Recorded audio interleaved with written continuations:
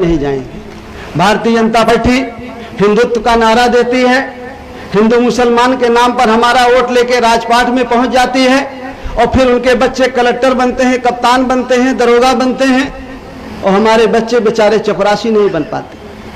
हमको कहते हैं कि मुसलमान तुम्हारा दुश्मन है, हम मुसलमान की तरफ आंख उठा के खड़ी निगाहों से देखते रहते हैं कि ये हमारा दुश्मन है और उतने में सारी भर्तियां वो अपनी कर ले जाते हैं, अपने बच्चों को नौकरी दे देते हैं। एक तो हमारा हिंदुत्व के नाम पर हिस्सा मारता है और दूसरा हिस्सा हमारा मारता है कि भाई हम समाजवादी हैं, भाई हम धर्मनिरपेक्ष के लोग हैं, आप हमको वोट दो, हम आपका ध्यान रखेंगे। एक तरफ वो हिस्सा मारता है हिंदुत्व के नाम पर और दूसरा हिस्सा मारता है समाजवादी के नाम पर। जो हमारा हिस्सा हमारे बच्चों का हिस्सा मारेगा हम उसको कतई सत्ता में नहीं पहुंचाएंगे, ये आपको तय करके बैठना पड़ेगा।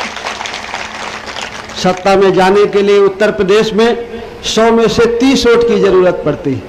जिसको 30 वोट मिल गए वो उत्तर प्रदेश की सत्ता में चला जाता है। हमारा भागीदारी संकल्प मोर्चा इतना मजबूत है कि आपको अपने इटावा से समझ में आ जाएगा।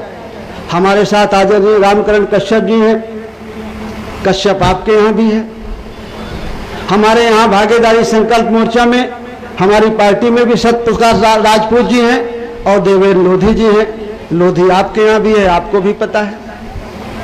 हमारे साथ वीरेंद्र प्रजापति जी हैं, प्रजापति आपके पास भी है।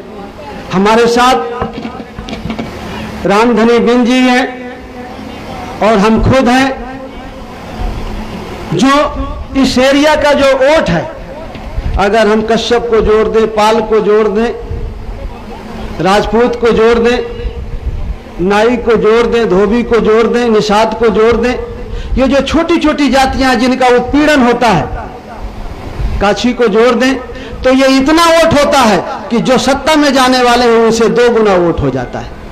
और सत्ता में तो वही जाएगा जिसको ज्यादा वोट मिलेंगे। तो जब ज्यादा वोट है हमारे पास तो हमको किसी से समझौता करने की क्या जरूरत है?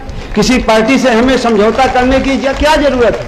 अगर हम मेहनत कर लें, जन जन तक अपनी बात पहुंचा दें, अपनी विचारधारा पहुंचा दें, जो हमारी पार्टी हमारे मोर्चे की विचारधारा है, अगर हम उसको जन जन तक पहुंचा दें, हर गरीब और कमजोर के घर तक पहुंचा दें, किसान और मजदूर के घर तक पहुंचा दें, तो सारे लोग हमारे भागीदारी संकल्प मोर्चा के साथ खड़े नजर आएंगे, जन अधिकार पार्टी के साथ खड़े नजर आएंगे। तो किसी और के साथ हमें समझौते की जरूरत नहीं पड़ेगी। इसलिए मैं कहता हूं कि जो हमारे जन अधिकार पार्टी है, जिस विचारधारा के साथ हम लोगों ने बनाया, जो हम लोगों की चाहत है कि सत्ता में आने के बाद सबसे पहले जो हमारी चाहत है कि एक समान शिक्षा पद्धति लागू होना चाहिए।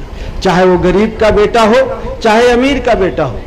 बड़े आदमी का बच्चा वो एसी में बैठ के पढ़े, सोफे में बैठ के पढ़े, गरीब है जिसके पास पैसा नहीं है बेचारा टाट पट्टी में पढ़ ले बैठ के, लेकिन किताब एक तरह की होना चाहिए, पढ़ाई एक तरह की होना चाहिए, ताकि जब वो पढ़ करके परीक्षा देने